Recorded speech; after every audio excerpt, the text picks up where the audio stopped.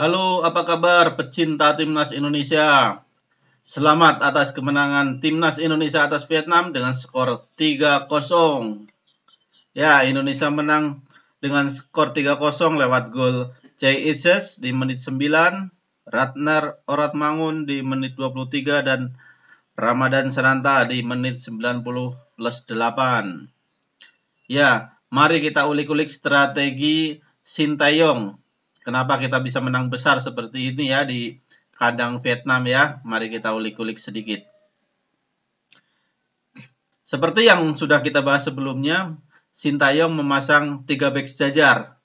Ditambah wingback kiri ada Asnawi dan wingback kanan ada Nathan Chuaon. Jadi kita pakai 5 back ya. Asnawi di kiri, Nathan di kanan. Di tengah ada Rizky Ridho, Jay Itzes, dan Justin Hubner.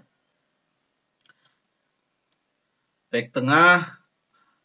Terus untuk gelandang ada Marcelino, Tom Haye, Ratnar Uratmangun, dan Witan Sulaiman. Yang kita nggak prediksi sebelumnya, kita nggak pakai gelandang bertahan ya. Kita nggak pakai gelandang bertahan. Di sini cuma ada gelandang yang tipikalnya menyerang semua tuh. Tom Haye dan Marcelino. Sedangkan gelandang saya pada Witan dan Ratnar Uratmangun. Striker tunggal diisi oleh Hoki Carakas. Seperti yang kita bahas sebelumnya, emang Sintayong itu sukanya sama Hoki Caraka kalau misalkan Rafael Struijk nggak main. Karena kan kemarin Rafael Struijk lagi nggak fit ya. Infonya kena demam baru sembuh gitu kan. Pasti kondisinya kalau habis demam masih lemes. Nggak mungkin STY nurunin kalau nggak terpaksa. Yang tanpa prediksi kita juga Hernando yang main. Karena Hernando itu kan baru gabung terus baru sembuh dari cedera juga kan, ternyata dia langsung diturunkan oleh STY, bukan Adi Satrio. Padahal Sarul Trisna juga udah bergabung, walaupun kan masih jet lag, mungkin baru tiba di Vietnam, jadi nggak diturunkan juga ya buat pelapis doang. Nah, seperti yang kita prediksi, STY memasang strategi seperti di Piala Asia kemarin. Kita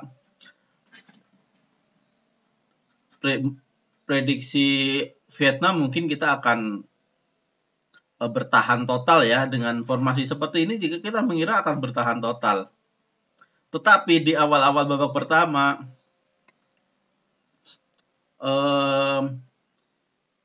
STY pressing langsung, nggak mau bertahan total. Ini kalau nggak Jay Itzet yang masuk, kita pakai formasi 4-5-1 ya, atau 4-4-2 sebenarnya di lapangan itu kan. Kalau nggak Justin Hubner yang jadi gelandang bertahan. Realnya ya, walaupun strateginya sebenarnya kita 5-4-1, tapi di lapangan fleksibel. Bisa jadi 4-5-1 atau 4-4-2. Kita kemarin posisinya awal-awal babak pertama kita pressing tinggi tuh. Walaupun nggak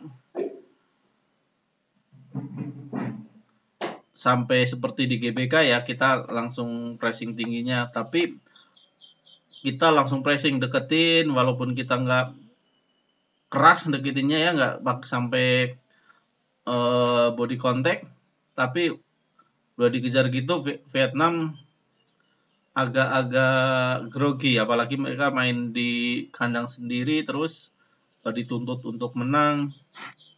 Akhirnya awal-awal babak pertama nih kita bisa kuasain permainan. Terus hebatnya lagi Tom Haye ini bagus banget ya umpan-umpannya ya. kita dapat memaksimalkan peluang tendangan sudut dari Tom Haye. Dan ini maju nih siapa? Jesus. Kalau posisi tendangan penjuru pada maju.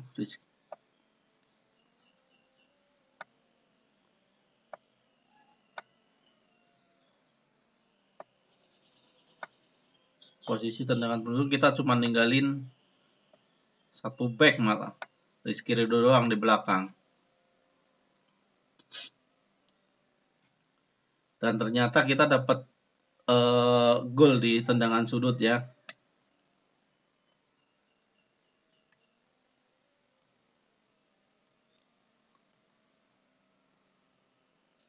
Tetapi setelah kita dapat 2 gol dari Ises dan Uratmangun, kita sering ditekan. Persis di Piala Asia, kita sepanjang waktu kita ditekan, tapi kita nggak panik. Di sini kita hebatnya itu nggak panik.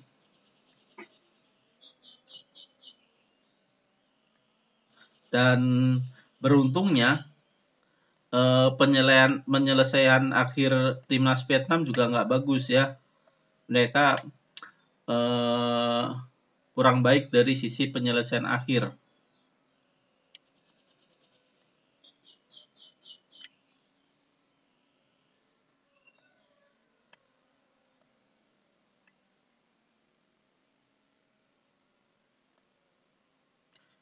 Nah, apalagi kita di sini nggak ada gelandang bertahan. Jadi untuk mengatur di lini tengah kita kesusahan, tapi efektivitas penyerangan kita bagus. Finishingnya Uratmangun bagus, dia peluang pertama bisa langsung gol ya Uratmangun. Tom Haye bagus. Walaupun Hoki Caraka kurang ya, cuman ya saya nggak tahu perannya mungkin buat ngalihin pemain Vietnam mungkin ya, biar konsentrasinya terpecah gitu. Tapi kita beruntungnya itu ada 2 pemain baru kita, Tom Haye dan Uratmangun, itu tadi malam bermain luar biasa. Kalau nggak ada ini, saya nggak tahu nih. Soalnya kita kan banyak pemain yang cedera terus demam, nggak bisa bermain ya. Kalau nggak ada Tom Haye sama Uratmangun ya gimana permainan kita, saya nggak tahu.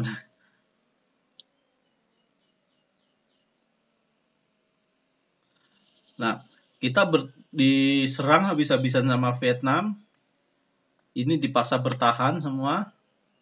Uratmangun bertahan semua. Tapi kita nggak bisa mengendalikan permainan tengah karena kita nggak punya gelandang bertahan seperti Ivar Jenner ya di sini. Sedangkan ini 3 back ini dia fokus untuk bertahan aja, nggak maju ke depan. Di pertengahan babak pertama ya setelah kita unggul 2-0. Nah, di babak kedua STY mencoba memasukkan beberapa pemain seperti Hoki diganti Egy,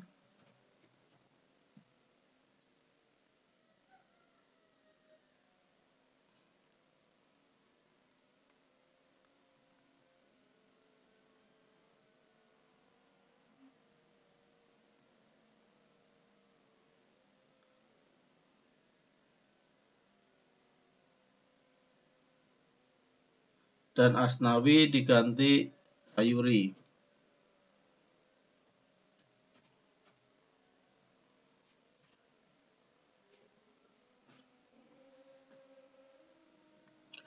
Dengan kondisi seperti ini, Uratmangun jadi striker tunggal di depan.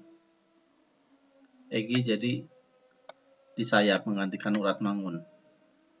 Tapi kondisi nggak berubah, kita tetap terus tertekan.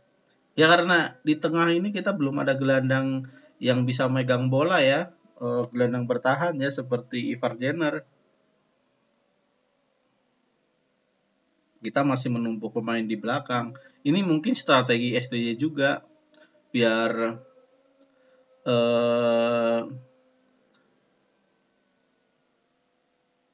pemain tim kita nggak kebobolan banyak gitu ya, karena kan Vietnam juga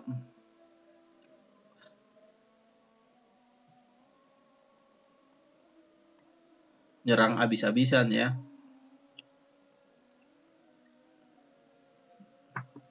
Nah, mendekati akhir babak kedua,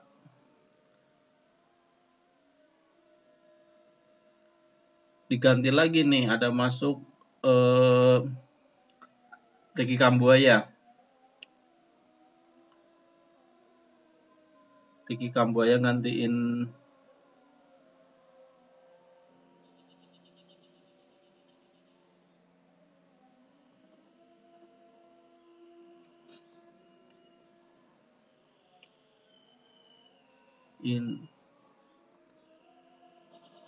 Ricky Kambuaya gantiin siapa ya? Gantiin Witan atau Ratmangun? Witan kayaknya ya. Nah, kalau seperti ini kan Kambuaya jadi gelandang bertahan.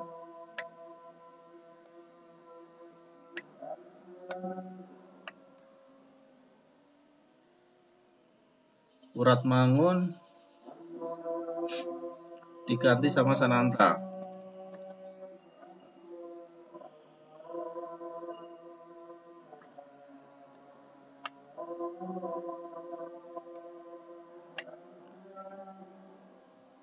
Nah, posisi seperti ini kita agak mending ya, tekanan-tekanan kita ke gawang kita rada teredam karena kita punya gelandang yang fokus bertahan nih. Dan di akhir-akhir babak kedua juga terbukti dengan golnya Sananta ya lewat skema serangan balik ya. Sananta mampu mencetak gol di menit 90 plus 8. Nah, di akhir-akhir juga si Nathan diganti sama Edo Febriansa.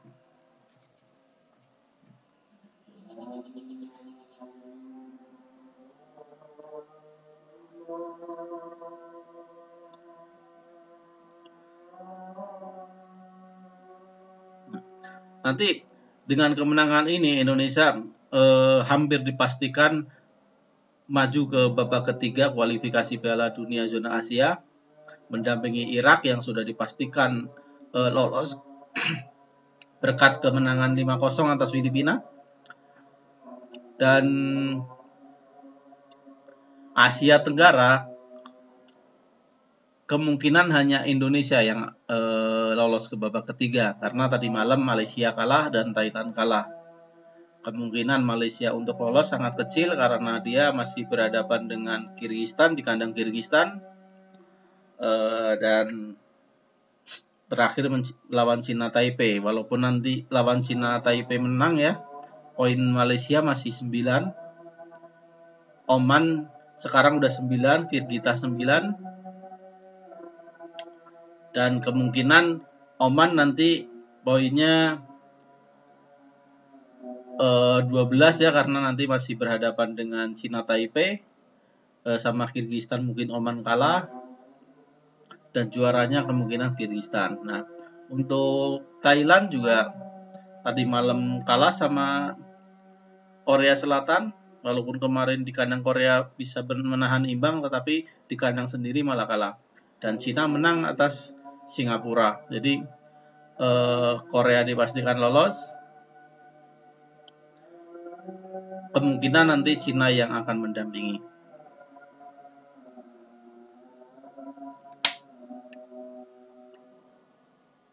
Dan Indonesia juga menurut hitung-hitungan sudah melewati posisi rankingnya Malaysia ya. Dengan kemenangan tadi malam dan Malaysia kalah, jadi kita sudah menyalip Malaysia. Dan hebatnya lagi, karena kita kemungkinan adalah wakil satu-satunya Asia Tenggara di babak 3 kualifikasi, kemungkinan kita untuk merangsek ke 100 besar terbuka lebar. Oke, sekian dari saya. Terima kasih. Salam olahraga.